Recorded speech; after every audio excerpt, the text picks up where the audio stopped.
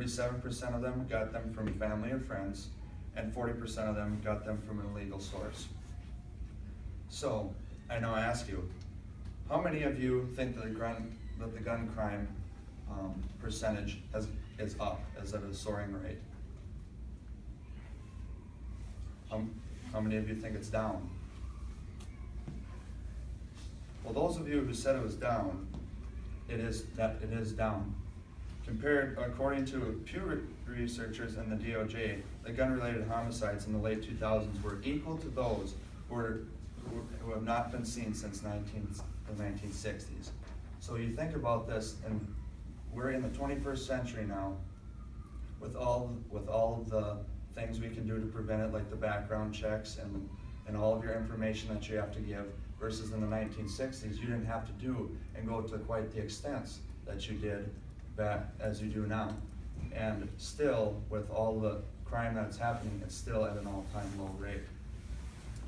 So with all of these statistics and everything happening, even if we would increase the gun law controls, it wouldn't change anything, because all of these illegal guns that are out there already, there's no way to obtain them. The only way to obtain them is to catch the people who have them committing a crime, whether it would be killing somebody or holding up a bank or whatever it may be. So it's still, no matter how many gun laws you pass, you still can't obtain them illegally obtained guns. So I will now turn things over to Nick to tell you a few more things about new laws and what they would do to gun owners. Many new gun control laws that would be put in place to make it difficult for normal citizens to obtain guns. In 2016, a law was proposed that would make private sales illegal from person to person without a permit or a background check. According to factcheck.org, a person who doesn't obtain a license would have a sentence of up to 5 years in prison or a $250,000 fine. This same penalty would also happen if you sold a gun without a background check. The main people who would be affected by this law would be salesmen at gun shows and private party sales. Many gun owners would have to give up on the thought of selling their guns due to all of the hassle they have to go through just to sell it, just to obtain a license. All of this would be a big issue because family members and friends couldn't get guns from their family members just because these new laws would be put in place.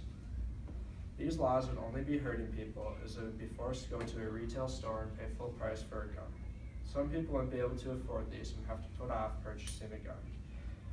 Some may never be able to afford a gun. If this law were to pass, many kids in the United States and here in North Dakota would never get to experience hunting or shooting a gun. The people who would be hurt by these laws are normal citizens, not criminals. Keeping guns out of citizens' hands does us no good.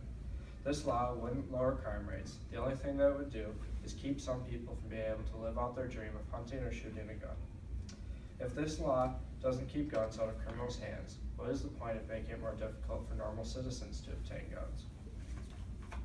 Gun control laws are put into place to stop criminals from being able to use guns in shootings or other crimes. If we create more gun control laws, it will only make the good citizens in the U.S. not able to obtain guns. It won't affect the criminals that are already willing to break the law to do what they have to do just to obtain a gun. Normal citizens are going to have a problem getting guns, but criminals still won't. They will obtain them illegally and will not bother them one bit.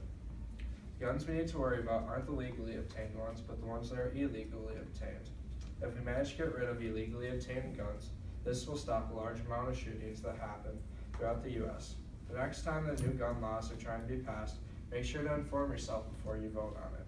Make sure that this law